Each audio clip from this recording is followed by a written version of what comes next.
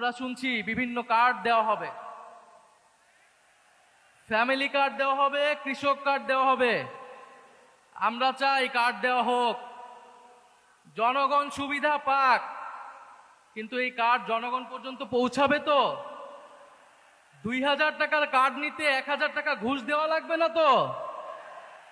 তাহলে ঘুষ, চাঁদাবাজি সেটা যদি আমরা নির্মূল না করতে পারি, এই সকল সুযোগ সুবিধা কি জনগণের কাছ পর্যন্ত পৌঁছাবে?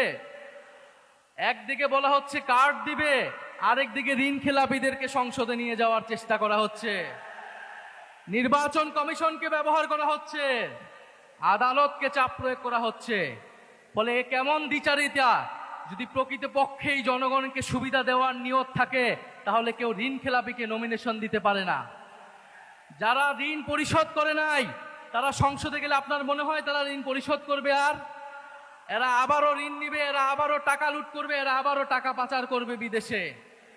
আমরা তো এই বাংলাদেশ চাই নাই, আমরা তো সেই লুটেরাদের বিরুদ্ধে গণ অভ্যুত্থান করেছি। পরে নতুন কোন লুটেরাদের আমরা ক্ষমতায় যেতে দেব না, বাংলাদেশের জনগণ তাদেরকে ক্ষমতায় যেতে দেবে না।